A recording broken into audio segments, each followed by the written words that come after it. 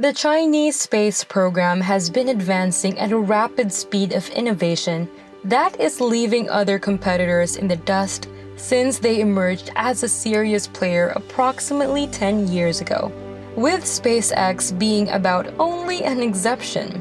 While the majority of the world views space research as a collaborative effort amongst countries, China conducts its space program in independence. We know only a little of the plans for space exploration of China.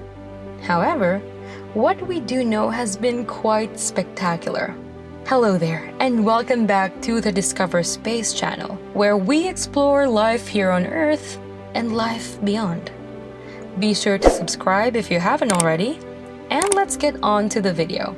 Elon Musk has previously stated, rocketry's holy grail is reusability. Rapidly reusable vehicles are the only option for fully sustainable and inexpensive space travel. Each time we want to launch, we cannot continue dumping the bulk of the rocket into the ocean and then building a brand new one. Although it makes logical, only a few Western rocket manufacturers appear to be interested in advancing the technology. With their reusable Falcon booster and future Starship and Super Heavy combo, SpaceX is the field's clear leader. The first stage of Blue Origin's suborbital tourist rocket has been successfully landed, and the New Shepard and newcomer Rocket Lab is putting a lot of effort into attaining reusability. Meanwhile, in China, Deep Blue Aerospace just completed a successful vertical launch and return of its Nebula M1 rocket. The little booster launched 1 kilometer into the atmosphere before returning to Earth and making a controlled, engine-powered fall, a half-meter from the landing pad bullseye. The rocket made a successful landing on the ground. The Nebula 1's first orbital launch and recovery is scheduled before the end of 2024. Moreover, Deep Blue is not the only Chinese business testing this technology. China's Link Space intends to launch a rocket into orbit in the latter half of 2022. Early in May, the corporation declared that it had successfully completed a static fire test utilizing new methane-fueled engines on its reusable launch vehicle T6 rocket. The 14-meter-tall T6 will be launched in the test later this year to an altitude of roughly 100 kilometers, and it will land using landing legs and grid fins, much like the first stage of SpaceX Falcon 9 rocket does. Link Space would then be comparable to the Blue Origin's New Shepard, which is roughly the same size and likewise ascends to an altitude of 100 kilometers before landing.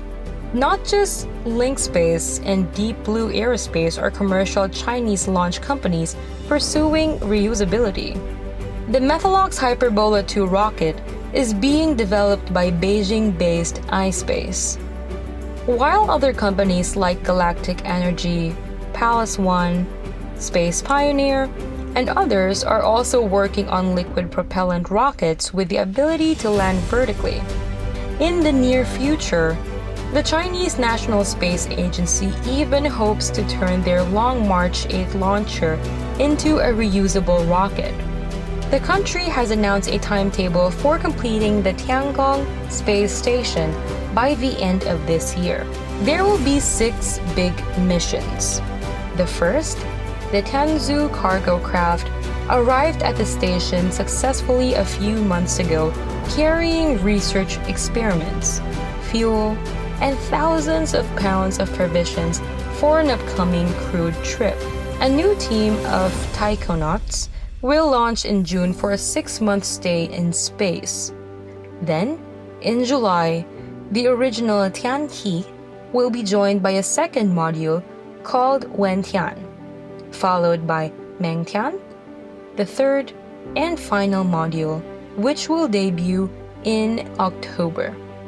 That indicates that there will be enough room up there in 6 months for China to execute a crew rotation, with the space station simultaneously being occupied by the departing and arriving taikonaut. China also announced that it would carry on its preparations for the late 2023 launch of the Tiangong's companion space telescope. Chinese officials even continue to claim that they are creating more Tiangong expansion modules that may potentially double the station's size to 6 modules. Chinese authorities said that they will undoubtedly conduct more extensive exchanges and collaboration with all nations committed to the peaceful use of space when asked about international cooperation.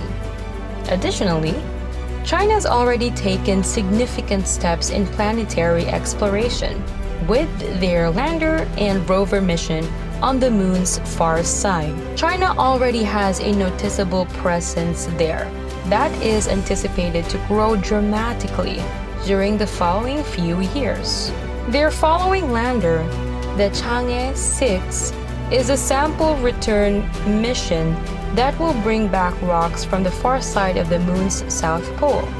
That will be followed by the complex Chang'e 7 mission, which will consist of a rover, a tiny hopping spacecraft, an orbiter, a lander, and a lander/lander combination to explore shadowed craters for water ice. This will touch down at the south pole of the moon, which is considered the best place to build a future moon base. These 2 missions are scheduled to launch in 2025 or even earlier. China will launch Chang'e 8, a spacecraft intended for an in-site resource exploitation, oxygen extraction, and 3D printing technology testing on the moon. At some point after that, the goal is to eventually use the results of these tests as a first step toward a prospective long-term lunar base. Then there is Mars, where NASA's Perseverance is working alongside China's Zhurong rover. Both missions were launched from Earth in 2020, and during their first year of operation, they have made some very interesting discoveries. China's rover touched down in the Paradise Planitia region. It is the basin of the largest known crater in the solar system, a massive impact crater. Both rover landing sites for NASA Perseverance and the Opportunity are believed to have formerly held bodies of liquid water. Recent information from China's Zhurong seems to indicate that liquid water may still be present beneath the surface of Mars, much more recently than previously believed. According to study, there is a significant amount of liquid water that either arises from subsurface ice melting or groundwater rising up. This would suggest that the hydrosphere on Mars is much more active than previously believed, which is really bizarre. We are aware that liquid water is life solvent, and we can discover life in some form everywhere there is liquid water on Earth. There is no reason to think that Mars is any different. Furthermore, China has disclosed its ambition to deploy a probe to study the Jupiter system, a mission to study an asteroid and visit a comet, and a mission to return samples from Mars.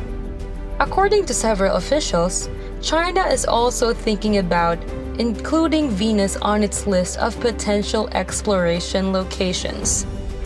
With all of these nations collaborating to explore more of our cosmic and the solar system, what more do you think we can discover in a short span of time? Let us know what you think in the comments section below, and we'll try to ponder about it even more. And as always, we'll see you next time.